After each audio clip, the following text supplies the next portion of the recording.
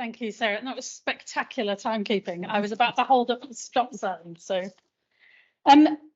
just very quick, if there are any very specific, very quick questions for Sarah before we go on, now's the time. Otherwise, we'll generally hold the questions to the end.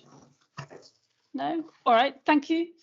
All right, I'm just going to change the slides over, but I'll then introduce our next speakers. We have Dr. Emma Reisz online, and we have Dr. Briony Widdis here with us today. So this is hybrid at the full extent of hybrid with our speakers in 2 different places. Brian is an anthropologist and Emma's a historian. They're both based at Queen's University Belfast. And with Professor Dominic Brown, they're editing a forthcoming volume, Museums, Empire, Colonialism, Identities, Memory and Legacies in Ireland.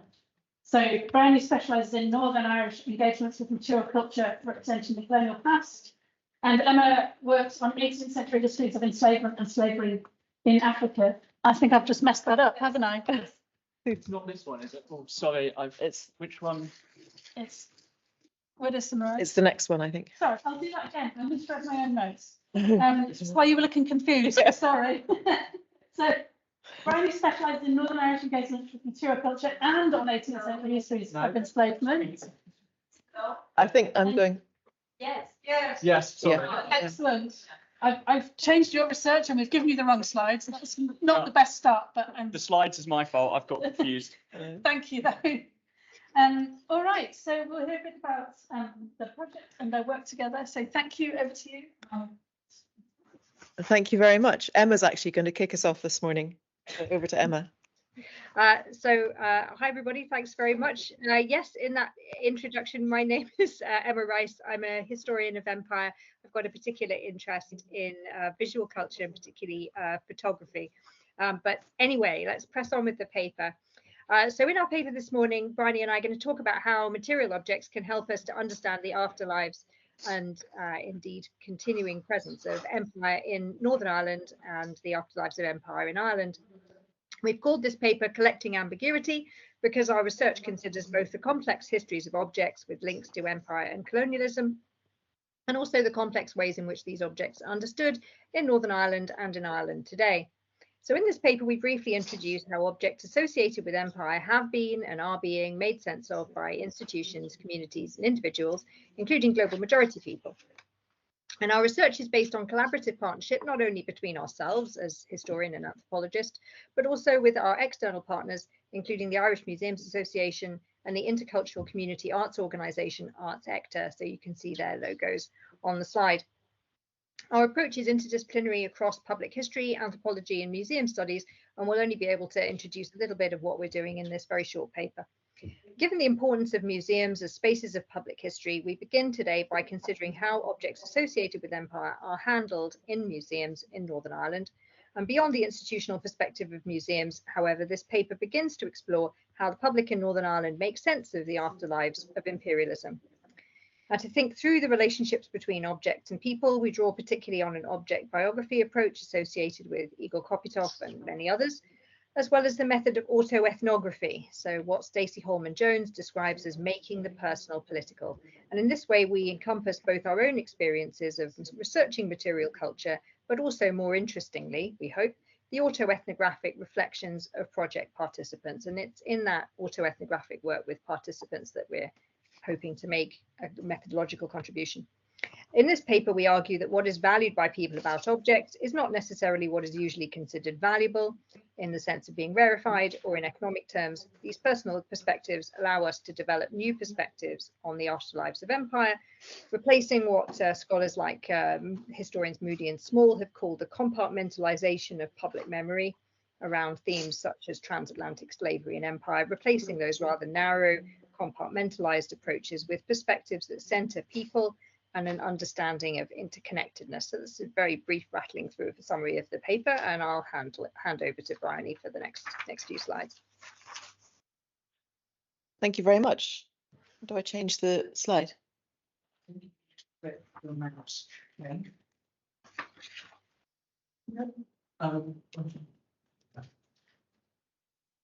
we go. Take over.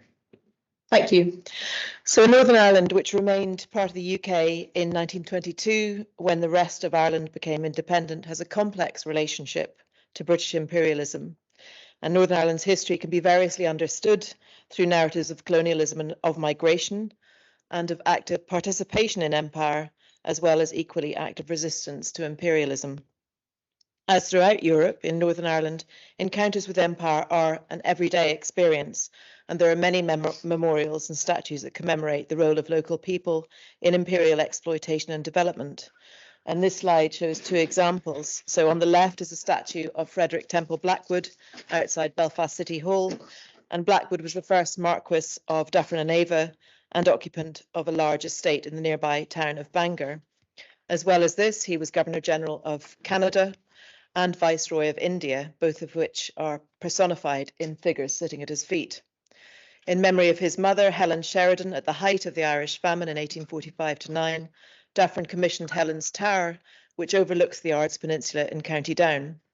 Completed in 1850, the tower is adorned inside with verses about Helen, written by some of the most famous poets of the period, including Alfred Lord Tennyson and Robert Browning, and so embodies not only empire through its associations with the Dufferin family, but also the literary history of Ireland and its links with creative networks in England.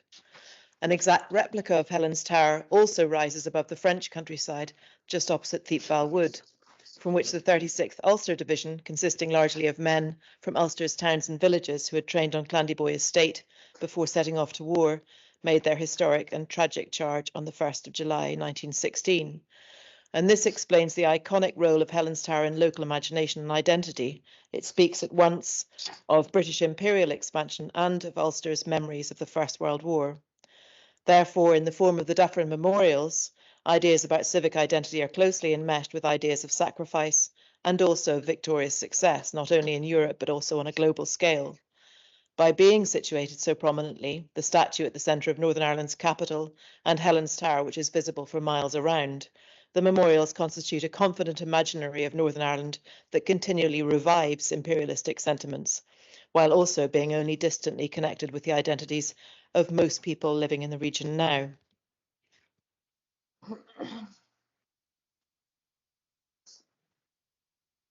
Sure. Emma, would you mind muting yourself? We can hear a lot of mic sound. Thank you. In the polarised political context of Northern Ireland, history is always present. We draw here on the work of scholars like our colleague Don Bryan, with whom we're currently editing the book that we refer to in our bios. And for him, cultural transition as part of group identities takes place within a very localised and negotiated context, but also in a much broader field whereby historical narratives are central to legitimising political positions. On a colloquial scale, sites like this one are still common, especially around the 12th of July, and apologies to those who already know Ireland well. When members of the Orange fraternities come out to commemorate the anniversary of the Battle of the Boyne in 1690, which marked a turning point in James II's ultimately unsuccessful attempts to regain the English and Scottish monarchy. Because of his support for religious freedom and the self-determination of the Irish Parliament, James was supported by Catholics throughout the island, and for this reason, the victory over him of William III was considered by Protestants also to be a win for them. Famously, the Orange Order, which celebrates this victory, does not accept Catholic members, and it's considered by some to be an anachronistic relic, and by others to represent an identity that they hold dear, and disputes over the continuing presence of Orange marches in the region have been one of the thornier aspects of community relations, including throughout the Northern Ireland conflict of 1968 to 1998. So this arch that you see in the picture is in my local town of Banbridge, and it's one that goes up in July every year, with bands from across the province coming to march under it. But last year, the arch was put up early in May, in time for the coronation of King Charles. Here, therefore, you're seeing a direct symbolic association between a war between two monarchs that happened to be fought on Irish soil in the 17th century, sectarianism in the 20th and 21st centuries, and the celebration of the enthronement of the current king.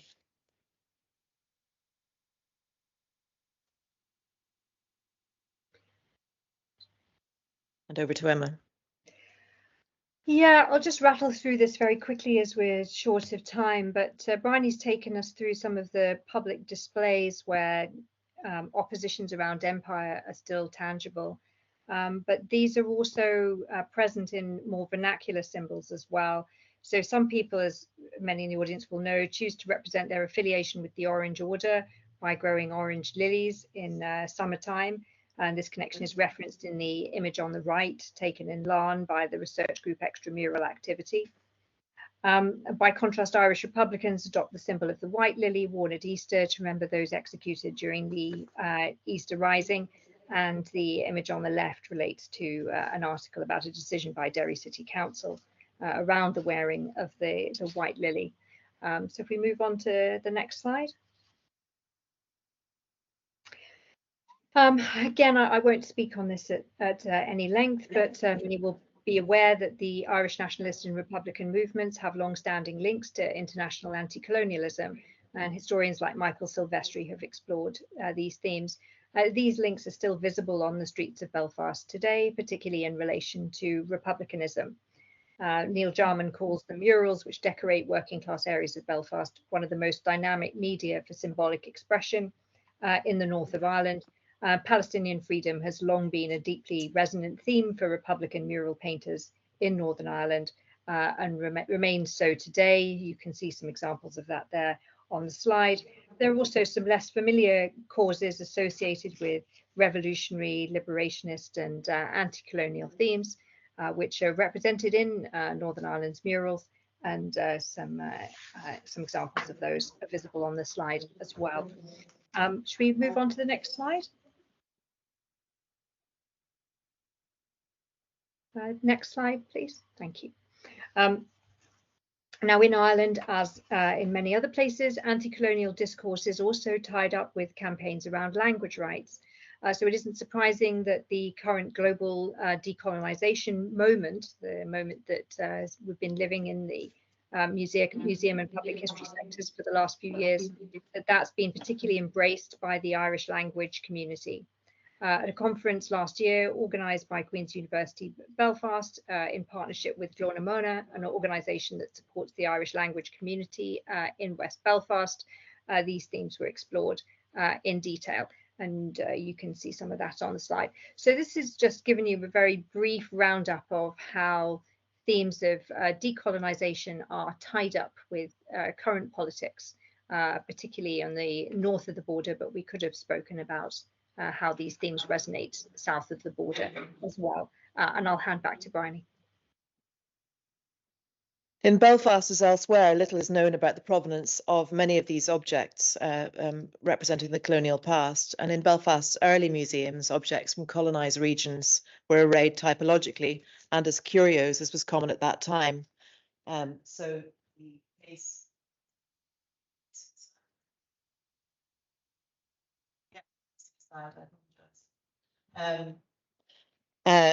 So an object biographical approach that we're taking investigates the histories of objects as they've passed through disparate hands, as recommended by Kopytov and others. And we feel this is essential in order to reconstitute and therefore to understand the stories of objects and how they came to be removed from their places of origin. An object biography approach also underpins our approach to how people interact with objects throughout the life cycle of those objects, creating layers of meaning which may be shared with others when objects associated with empire interact with institutions, communities, and individuals. And so we, I think in Northern Ireland particularly, are finding these decolonising principles with which you'll be all familiar from the Museums Association useful, but we do find that their application can be very complex. Ideas such as valuing all knowledge equally become especially challenging.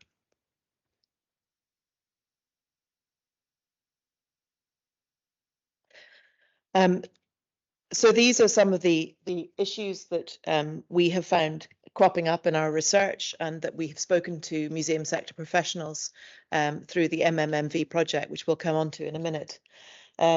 The context are obviously the rapidly developing global debates and practice around museum decolonisation, how museum collections in Ireland and Northern Ireland connected with colonialism, imperialism, globalisation and migration are being interpreted differently on either side of the border. These intersect frequently with programmes and initiatives centring on diversity, equality and inclusion, and quite often the two thematic areas, the diversity and inclusion projects, meld with those that are specifically around decolonisation, and sometimes it's quite difficult to extract which are the decolonisation actions and which are the EDI actions. Co-curation obviously is a collaborative engagement of diverse, complex and contentious histories is a growing area of museum practice across the island of Ireland. And these intersecting issues like workforce diversity, climate crisis and social justice and environmental and financial sustainability have all been issues that people have raised. And it's noticeable within the Irish museum workforce that representation is an issue, which is a subject that museums on both sides of the border have been trying to tackle, especially since 2020.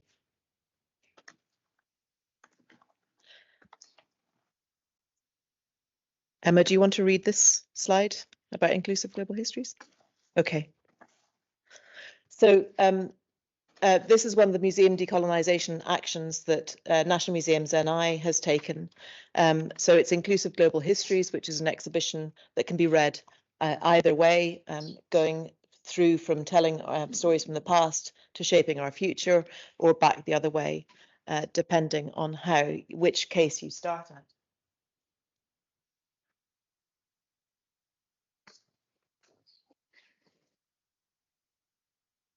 So the framework that we're beginning to develop and to use increasingly in our research is called participant autoethnography. And so this takes the idea of autoethnography and uses it working with community participants through a structured questionnaire process and then through creative artworks to explore their ideas and reflections on the complex topics of empire, colonialism and their afterlives in Northern Irish identity.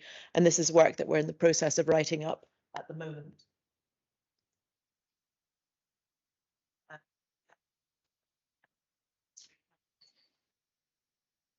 So on.